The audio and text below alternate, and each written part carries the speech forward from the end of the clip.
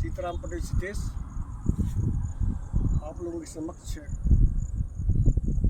एक कविता सुना रहा हूँ जिसका शीर्षक है आराध्या।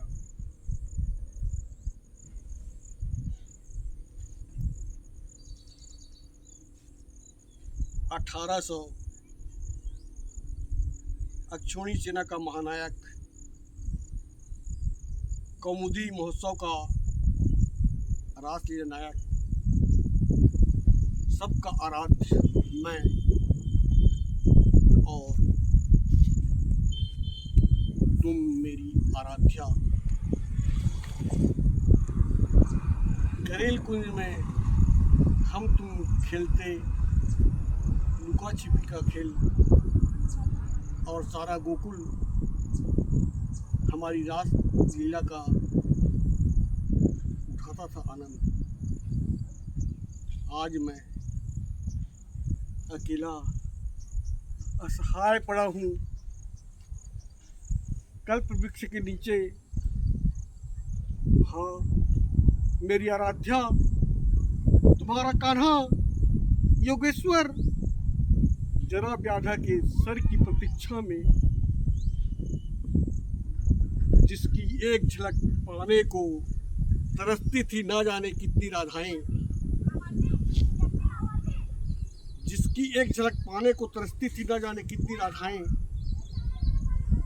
और मेरी आराध्या, मैं तुम्हारी एक झलक पाने को रहा हूँ तरस। जब तुम खेलती खेलती थक जाती थी तो आकर बैठ जाती थी मेरी गोद में और अनायास मेरे कर तुम्हारे कुंतल को संवारते। जब मैं वेड़ी बंद बना लेता काली नागिन सा लहराते केस मेरे हृदय में हलचल मचाते। मेरी आराध्या, हम तुम मिले थे प्रणय की तंग गली में, परस्पर हम अजनबी, कब पता ही नहीं चला कब परस्पर बने जान। तुम चली आ रही थी सिर पर गागर उठाए, पवन आंचल को उड़ाए जा रहा था, सरोज कली सा तुम्हारा उरोज। मेरी आराध्या, सरोज बनकर खिल गए मेरे दिल की कीचड़ में। मुझ में इतनी शक्ति कहाँ। मेरी आराध्या, मैं पुतना का वध कर सकूं, वो तुम ही हो जो मेरे रग रग में रक्त बनकर बह रही हो। तुम ही मेरी शक्ति हो जिससे मैं शक्तासुर का वध कर सका। अपने कनिष्ठ उंगली से मैं गोवर्धन को उठाया था, अचंभित हो देख रहा था सारा संसार, पर मैं जानता हूँ कनिष्ठ उंगली में इतनी शक्ति बन समाई थी। तुम शक्ति बनकर मेरी आराध्या, तुम शक्ति बनकर मेरी आराध्या। एक और रासलीला। मेरी आराध्या, आज तुम्हारा जन्म दिवस है और मैं तुम्हें बधाई कैसे दूं समझ नहीं पा रहा हूँ। आओ हम और तुम फिर से इस तंग गली में मिलें। मैं तुमसे गोरस की चाह करूं और तुम मुझे देने में आनाकानी करो। तुम दानवीर हो, देने का आनंद तुम जानती हो, पर मुझे ना देने में तड़फाने में बहुत आनंद आता है। मेरे सखा कहते थे तुम बरसाने की गोपियां भी ऐसी हो। तुम मेरे गाल में गुलाल बड़े प्यार से लगाती हो, तुम मेरे गाल में गुलाल बड़े प्यार से लगाती हो, मेरे लगाने पर तुम रुक जाती हो। आओ प्रिय, इस बैसाख की पूर्णिमा में यमुना कछार के अंदर एक और रासलीला करे। यमुना कछार के अंदर एक और रासलीला करे।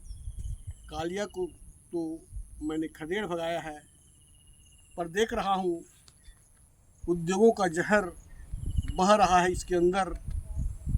रात भर लीला करने में से हमारे अंदर कालिमा बढ़ जाएंगे। पहले इस जहर को अंदर आने से रोकें। अंधश्रद्धा के नाम पर अस्थियों का विसर्जन न करें। जानवरों को नहलाने से रोकें। सिक्कों को जीवन रेखा के अंदर फेंकने से रोकें। नदियों के अंदर कोई कूड़ा करकट न डाले। यमुना के किनारे स्वच्छ और सुंदर घाट बनाएं, जिससे पानी स्वच्छ और साफ हो।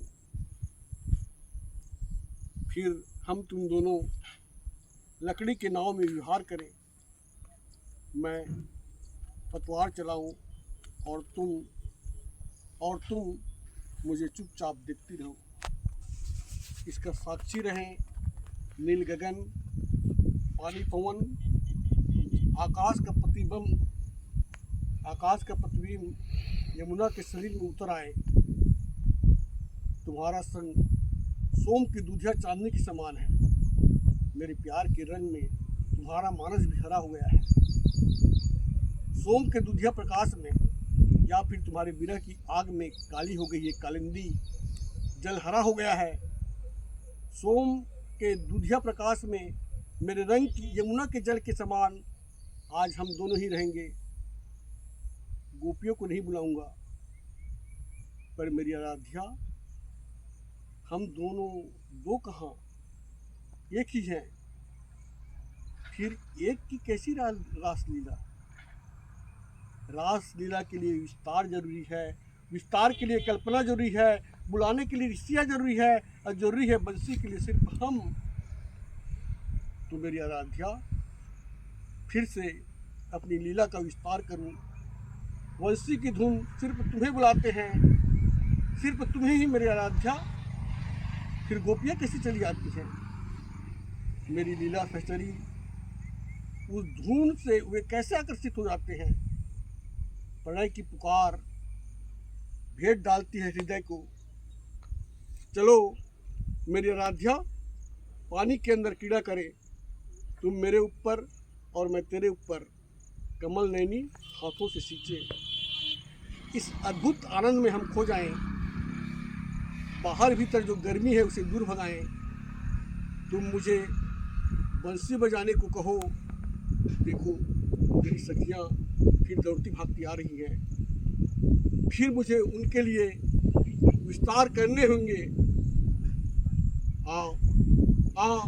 मेरी लीला सहचरी, उनके आनंद के लिए फिर से अपने विस्तार को और करने दें। जय हिंद।